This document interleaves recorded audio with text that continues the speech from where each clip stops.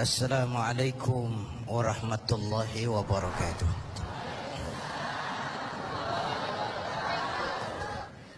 Sudah menjelaskan tentang amar ma'ruf nahi munkar. Pemimpin kita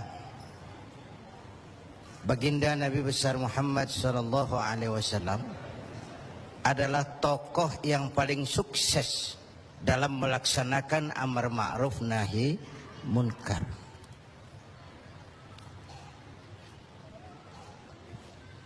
Berkembang dengan pesat, lain dengan agama-agama besar lain, kata Stoddard. Agama Buddha punya raja Asoka, agama Persia punya raja Cyrus. Bukan Sirus Sinaga, Cyrus. Agama Kristen punya raja Konstantin. Mereka ini raja-raja besar dan berkuasa yang menunjang agama yang dianutnya dengan segala daya dan dana, dengan segala kekuatan dan kekuasaan. Lain dengan baginda Nabi. Beliau bukan raja, tidak anak penguasa, tidak pula orang kaya. Tapi amar ma'ruf yang dilaksanakannya berhasil menembus dinding Jazirah Arabia, mewarnai hampir 2/3 belahan bumi.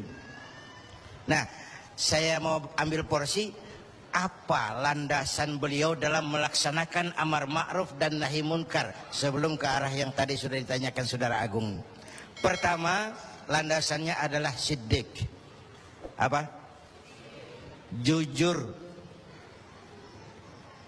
Sebab bagaimana orang mau amar ma'ruf nahi munkar kalau dia nggak punya kejujuran. Nabi kita itu lidahnya adalah hatinya, ucapannya adalah perbuatannya, perintahnya dia berwibawa, ajakannya diikuti karena beliau pelaksana pertamanya. Keteladanan. Kalau kita gimana mau berhasil amar ma'ruf? Cuma teriak, saudara-saudara, sedekah, sedekah. Yang teriak buntut gasiran. Mbahnya pelit. Jujur. Kata orang tua Melayu gini. Wahai saudara, adik dan kakak. Peganglah jujur, jangan durhaka. Jauhi bohong, haramkan dusta, supaya hidup tidak ternista. Asik kan? Asik kan? Jauhi bohong, haramkan dusta, supaya hidup tidak ternista. Orang bisnis, modal paling penting adalah kepercayaan. Coba saudara punya kapital miliaran, kalau nggak dipercaya orang, ada nggak yang mau ngasih proyek? Ada nggak? Ada nggak? Nyaut.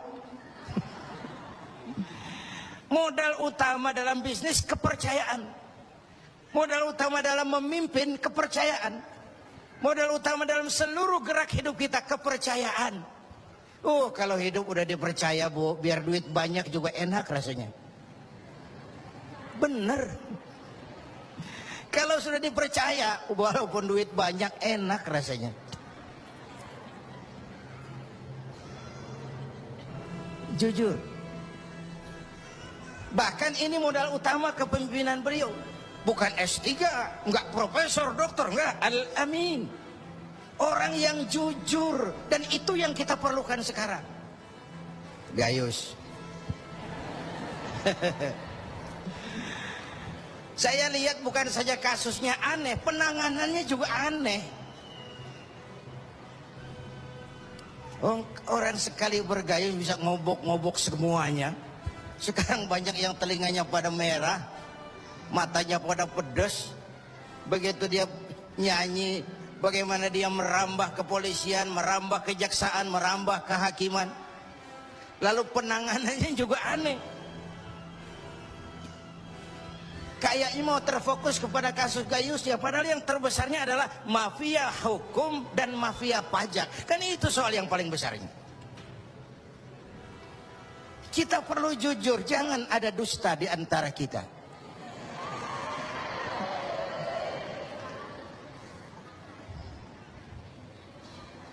Apa tanda si bintang timur cahayanya terang sampai ke fajar? Apa tanda orang yang jujur? Hatinya mulia, ucapnya benar. Hatinya mulia, omongannya benar. Tidak pepat di luar, pancung di dalam. Menjegal kawan seiring, manis jika berhadapan, balik belakang lain bicara. Tiap hari kita ngadepin topeng. Topeng yang berkelip. Ini mukanya apa bukan sih? Ini omongannya apa cuma sekedar sebuah misi dan seterusnya. Pantas kalau satu saat seorang biang preman, mbahnya preman, datang menghadap baginda Nabi, dapat hidayah dia. Ya Rasulullah, saya mau masuk Islam, boleh enggak? Oh boleh. Mengucap syahadat. Selesai mengucap syahadat, dia bilang lagi, ya Rasul, saya kan sekarang sudah masuk Islam. Baik. Saya cinta Islam. Alhamdulillah. Saya cinta Anda ya Rasul. Bagus itu. Cuman saya juga cinta dosa. Ini aneh orang ini. Preman tadi ya. Saya cinta Tuhan ya Rasul. Saya cinta Islam. Saya juga cinta dosa. Saya belum bisa tinggalin di dosa. Saya suka judi, suka mabuk, suka zina. Marah baginda Rasul dengar ini. Enggak, beliau senyum. Senyum. Orang yang tegasnya amar ma'ruf nahi munkar itu jangan masang muka kuburan. Manyu, muka ditekuk, jangan. Senyum. Lalu beliau bilang, lah Pak Sebi, nggak apa-apa dah. Cuman begini, Mas. Dari Jawa premannya waktu itu. Kamu suka mabuk? Hobi. Kamu suka zina? Bu, di mana-mana ada langganan. Kamu suka nyolong? Iya. Oke, gini. Saya cuma minta, mau nggak kamu mulai hari ini janji sama saya? Apa ya Rasul? Jangan bohong. Hal tu'ahiduni ala tarkil kadzib? Mau nggak kamu janji satu aja? Jangan bohong. Saya kira apaan kali ya Rasul? Kalau itu mah kecil. Sanggup? Sanggup. Ayo, saya bayat. Bismillah. Mulai hari ini kau janji nggak mau bohong. Janji. Pulang. Sambil pulang di hatinya mikir, ma ashala ma talaba hadzal nabiyul karim. Ini Rasulullah kok gampang banget permintaannya. Enteng urusannya. Saya terang-terangan nggak tinggal zina, nggak tinggal nyuri, saya suka mabuk, cuma disuruh nggak bohong. Encer.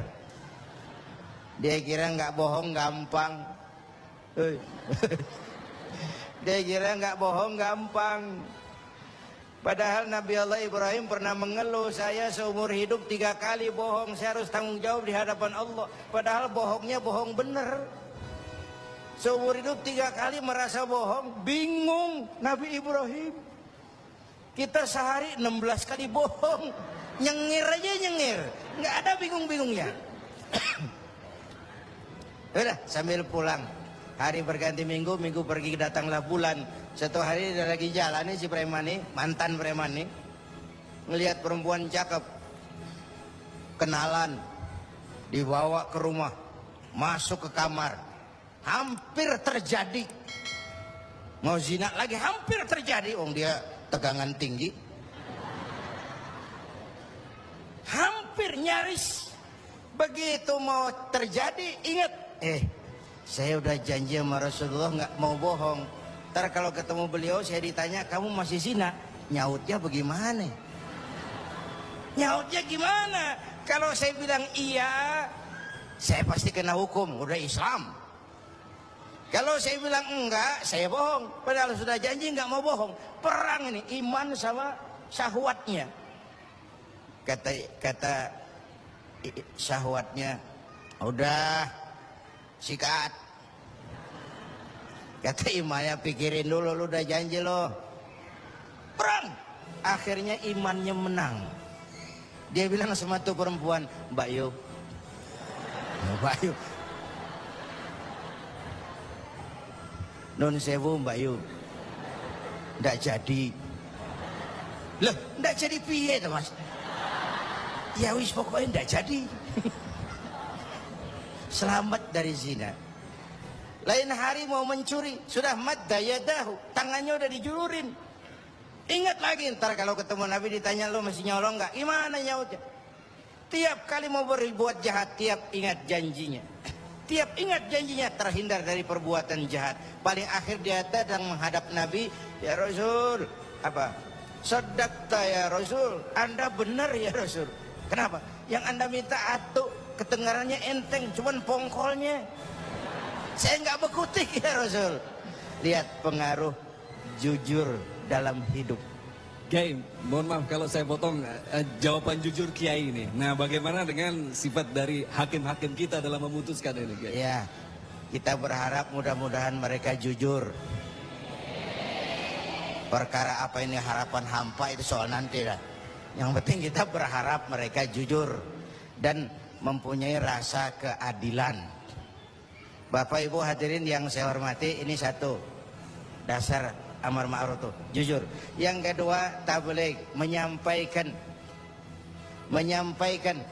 Ini pun nggak gampang. Satu saat beliau lagi dakwah di kalangan elit, datang orang buta nyebarin agama, nanyain agama. Agak masam, muka beliau agak berpaling. Turun ayat abasa wa tawalla an ja'ahul a'ma. Ya. Ayat yang saya sampaikan tadi, Allah mengkritik kepada baginda Nabi. Mengapa kau agak masam ketika datang orang buta minta diajarkan agama? Ayat ini disampaikan juga oleh Nabi kepada para sahabat. Ini loh, ayat ini barusan turun mengkritisi saya. Jadi memang yang orang hidup yang baik itu jangan alergi sama kritik. Tapi yang kritik pun jangan asal ngomong. Ya. Orang jangan alergi sama yang namanya kritik. Karena kritik itu yang sering membuat kita berpikir. Dikritik yang membuat kita dewasa. Dikritik yang membuat kita jadi bijaksana. Pujian sering jadi racun. Walaupun sementara kita senang. Ibu cantik lah Bu. Wah, mekar hidungnya. Tapi itu sering jadi racun. Kritik yang membuat kita berpikir, kritik yang membuat kita dewasa, kritik yang membuat kita jadi bijak.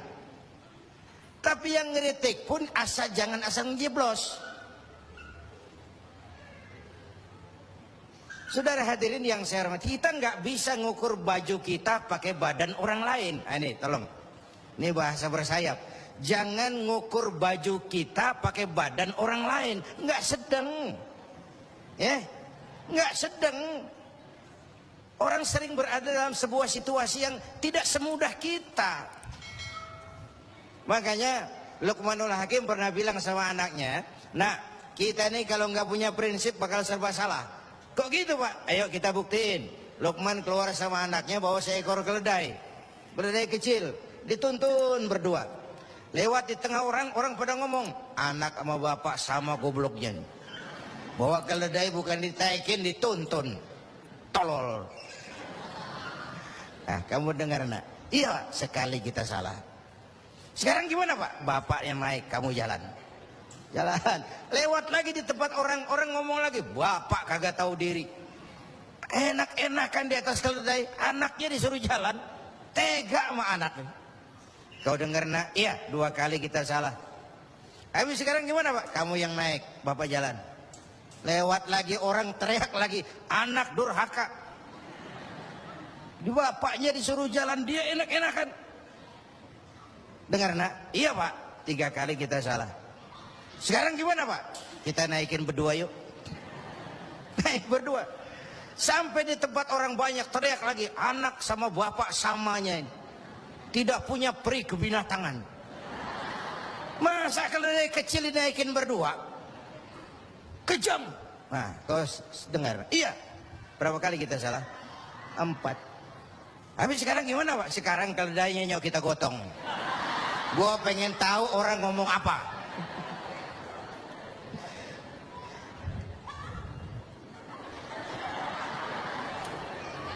begitulah Bapak Ibu hadirin, tanpa sebuah prinsip kita sering terombang-ambing. Makanya kita rakyat ini kudu punya filter. Rakyat harus jadi rakyat yang cerdas. Emas pasti kuning. Ya, apa semua yang kuning pasti emas? Rakyat harus cerdas. Ini nyengir tapi mikir nih, ya.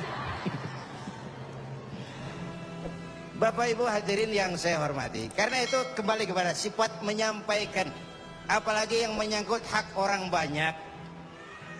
Orang-orang tua Melayu bilang begini, mengapa orang menembak ungka? Karena merengguh buah embacang. Kenapa orang banyak celaka? Karena serakah dengan hak orang.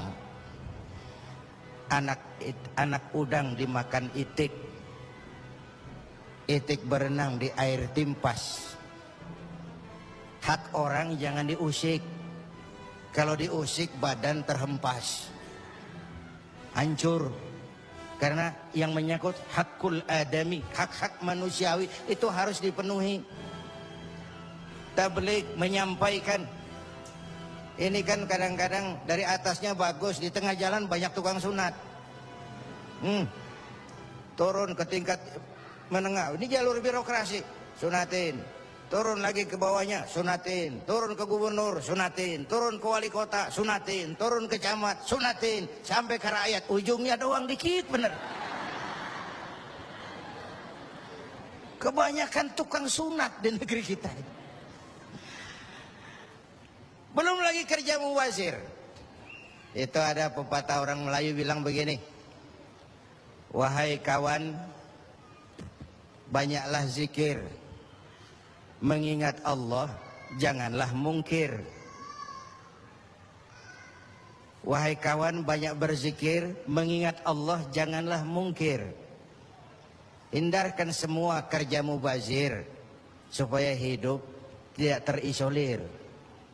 Kerja mubazir itu kayak apa? Kayaknya kenal Ja'ronah. Pernah dengar nama itu? 6 kilometer di luar Mekah itu ada Masjid Ja'ronah, tempat kita ngambil miqat ihram kalau mau umrah. Ja'ronah itu perempuan lugu. Lugu ya tipis-tipis sama bego dah. Bego tahu bego? Minum es ditiup, nah tuh bego tuh. Dia kira ngebul panas. Ini Ja'ronah kalau malam nenun kain, siang dia rusakin lagi. Supaya apa? Supaya malam punya kerjaan, nenun lagi. Siang dia rusakin lagi, malam dia tenun lagi. Allah sindir kita dengan peristiwa itu, wala takunu kallati naqadat ghadlaha min ba'di quwwatin ankatha. Jangan kamu seperti perempuan lugu itu yang kalau malam nenun kain, siang dia rusak lagi. Malam dia tenun lagi, siang dia rusak lagi. Jalanan udah bener-bener dipaculin. Supaya apa? Besok punya kerjaan dananin jalanan. Berapa banyak proyek Ja'ronah di Indonesia ini? Tahsilul hasil, mengerjakan yang udah beres. Kan kerja mubazir itu. Bapak Ibu hadirin yang saya hormati, ini soal tabligh. Yang ketiga sidik amanat, yang kedua amanat ya. Yang ketiga tabligh. Amanat itu menyampaikan, bisa menjaga kepercayaan orang, itu penting. Itu amanah namanya. Menjaga amanah itu tugas yang mulia. Sama saja kalau tadi Habib sudah menjelaskan, amar ma'ruf itu hakikatnya nahi munkar. Nahi munkar itu ya amar ma'ruf, cuma beda orientasinya. Tapi dalam pelaksanaannya amar ma'ruf agak lebih tidak beresiko ketimbang nahi munkar. Kalau kita amar ma'ruf, paling-paling orang nggak mau gitu aja. Orang kalau diajak sholat nggak ada yang marah insya Allah, tapi nggak mau ya gitu aja. Tapi kalau dicegah judi, dicegah zina, dicegah judi, oh bandarnya kuat-kuat sekarang ini. Bandarnya kuat-kuat. Jangankan kelas kita, hukum aja bisa dijual beliin, perkara bisa dijual beliin. Saya tempo hari saya bilang, rakyat kecil kalau mau laporan kehilangan ayam itu kudu jual kambing. Harga laporannya mahal. Nanti berperkara kepengen menang mesti jual sapi. Cuma mau ngurus ayam hilang, kambing hilang, sapi lengit. Itu kadang-kadang ya kita nggak bisa, karena selalu ada permainan dan itu proses. Salah siapa? Ayo kita perbaiki sama-sama. Ini negara-negara kita. Kemerdekaan ditebus dengan keringat, air mata, darah dan nyawa orang-orang tua kita. Membangun negara ini kita biayai dengan uang kita rame-rame. Kita yang bayar pajak listrik, pajak mobil, PBB, uangnya dikumpulin bangun negeri ini. Saya ikut bayar pajak. Karena saya tidak rela kalau uang pajak itu digunakan cuma untuk studi banding atas nama jalan-jalan. Ya. Lalu dibikin slogan besar-besar, orang bijak bayar pajak, orang pajak ngemplang pajak. Ini bagaimana kayak ini? Kalau yang ma'ruf berjalan, tapi yang munkar juga berjalan, artinya kita hanya beramar ma'ruf tapi tidak bernahi munkar. Syauqi bilang dalam sebaik syairnya, famata yablughul bina'u yawman kamaluhu idza anta tabni wal akharu yahdimu. Kapan bangunan mau selesai? Kalau kamu bangun orang lain ngancurin. Orang Betawi bilang itu namanya kayak nimba kagak dibendung.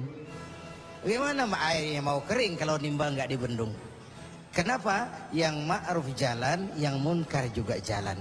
Maka amar ma'ruf nahi munkar harus ditegakkan secara bersama. Satu. Yang kedua, saya sepakat dengan guru kita Habib Munzir bahwa amar ma'ruf nahi munkar sesuai dengan bidang dan keahlian kita masing-masing. Jangan memaksakan sesuatu untuk hal yang memang bukan dunia kita. Saya dulu pernah mimpin partai politik. Dulu zaman jahiliyah. Belakangan saya menyadari politik memang bukan dunia saya. Walaupun partai politik perlu, tapi biarlah orang yang dunianya di situ saja yang mengurus politik. Saya lebih baik sama-sama Habib Munzir lah ngurus umat dan dakwah ini. Jangan memaksakan sesuatu yang memang bukan dunia kita di situ. Kalau kiai disuruh bangun jembatan, apa camat mau ngurusin tahlil? Itu yang kedua. Yang ketiga terakhir, semuanya harus berangkat dari husnuzan, baik sangka. Apa yang terjadi oleh tokoh lintas agama dan sikap Bapak Presiden, kita jembatani dengan husnuzan. Kita percaya pemerintah pasti punya niat baik untuk mensejahterakan rakyat. Kita juga percaya tokoh lintas agama punya tanggung jawab moral. Mereka memberikan teguran bukan karena benci pemerintah, tapi ingin melihat negara ini berjalan dengan baik. Saya ingatkan waktu PSSI lawan Oman, itu ada penonton yang namanya Ardi turun ke lapangan, tendang bola ke gawang, untung nggak gol. Waktu ditanya, saya bukan benci sama PSSI. Saya bukan mau ngacoin pertandingan, saya cuma greget kenapa sih nggak gol-gol PSSI ini. Penalti aja meleset, capek saya greget. Nah, karena itu saya percaya para tokoh lintas agama punya niat yang baik, ingin melihat negara ini berjalan dengan transparan. Kita juga percaya pemerintah punya niat baik untuk mensejahterakan rakyat. Cuma tentu ada berbagai kendala dan diperlukan kesungguhan dan kejujuran. Sekali lagi, kesungguhan dan kejujuran. Jangan ada dusta